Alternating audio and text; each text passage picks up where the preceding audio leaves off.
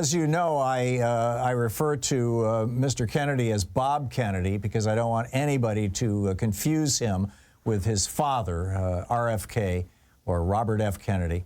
So I call him Bob Kennedy. And you know, our old buddy Greg Palast has some history with Bob, and he's on the line with us. Isn't that great? In fact, he wrote a piece about it for his website, gregpalast.com, GREGPALAST.com.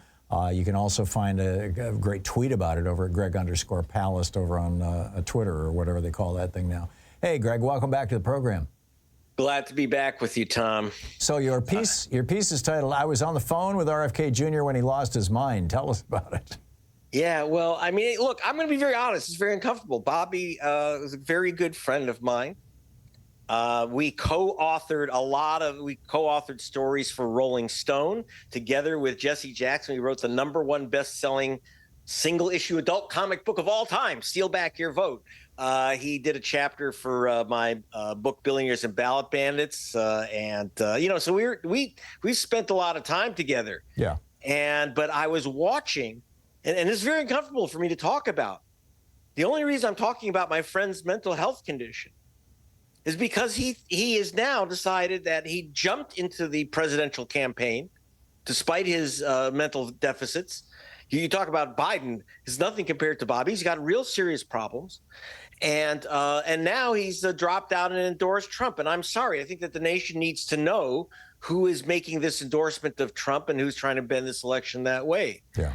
No, he and I were colleagues at one point. You know, that's right. I know that you're a friend of his too. Yeah, he and Mike had this show, Ring of Fire, and I, you know, he was on my program. I was on his program. We've talked many times. I wouldn't say I have a personal relationship with him like you do, but you know. Yeah. Well, this was before he went nuts. I don't know if it's the brain worm or the dead bear or what. For example, there were several incidents, including where we had a press conference we were supposed to do together. He was in the wrong city. I don't know why. And then I found out that he had just totally forgotten about things I had told him. I did a big story, an investigation for British television and The Guardian about how the Deepwater Horizon, when it blew up 17 months earlier, this story never came out in the U.S. 17 months earlier. In Europe. There was an almost identical blowout by a BP rig in the Caspian. Why am I bringing this up with Bobby Kennedy? Because he was involved in getting this story out. I had him on camera. We talked about it at length, and he totally forgot about it.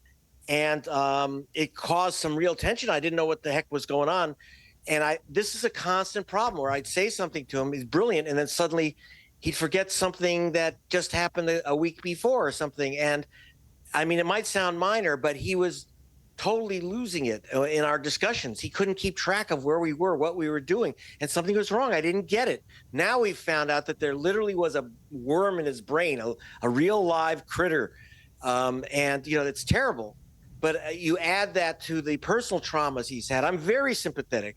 How many people see their father's head blown apart on national television? Right, when they're, his reaction like 12 to that, years old or something. Sirhan, a Palestinian who was upset with Bobby Kennedy Sr.'s support for Israel, killed him on national TV, and he's still denied that Sirhan, even though there's the film right on TV, this guy shooting his dad, he's denied it, but now he's gone the other way when he's a presidential candidate, say, we have to wipe out Hamas, the Palestinians are the most coddled people in the world.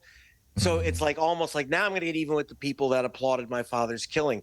But and of course, he spoke to his wife, Mary, who spoke to him just before she committed suicide. And he was blamed by the tabloids for, forcing her, pushing her into suicide.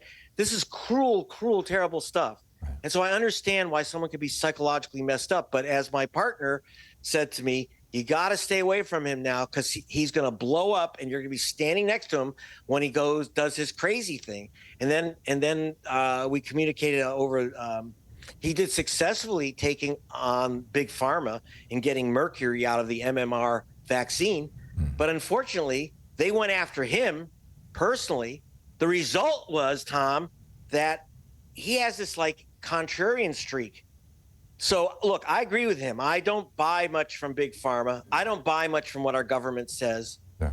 But you have to give me the proof. Yeah. No, he sent me a copy of his book and there's no proof. He doesn't have. Reached out to me and asked me to read it, and I did. And I told him, I'm sorry, I can't endorse this.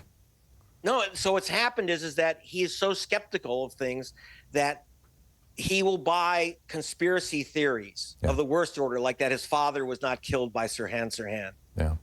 It's because of his contrarianism and his psychological condition. But the problem is he doesn't know where he is sometimes. He's completely lost. It's like when I started talking to him, it was like talking to a 92-year-old in a nursing home. And that's when my partner just said, look, we cannot associate. And the only reason I feel terrible about talking about a friend's mental condition, but he's trying to bend the United States presidential election. Right. That is unacceptable. Bobby, get some help. Don't punish America for your condition, which really needs some serious help. Yeah. Yeah, I totally get it. And it's real unfortunate. It's terrible. I mean, you know, he's had a rough life, but that doesn't mean that he has to try and take down his country. This endorsement of Trump is just beyond the pale, frankly. I believe pretty much every member of his immediate family has repudiated his position. Well, it's the final straw. It's not only the anti-vax stuff. People accuse him of being a conspiracy nut. The problem is that he is adopting. Was right about several things we wrote about. Vote suppression, and that Kerry really won the election in 2005 if they didn't disqualify all these black votes. But he made up all these stories about, computers flipping names and all this stuff that Donald Trump ultimately picked up. Yeah. We don't need. There's enough bad stuff going on out there right now. Right. Our governments do lie to us. Big Pharma does lie to us. Corporations lie to us and manipulate our system. But we don't have to make up wacky stories to get to that truth. No, Bobby, please get some help and don't take out your mental problems on America. It's horrible that I have to even say this, but I've been biting my tongue. I'm with you.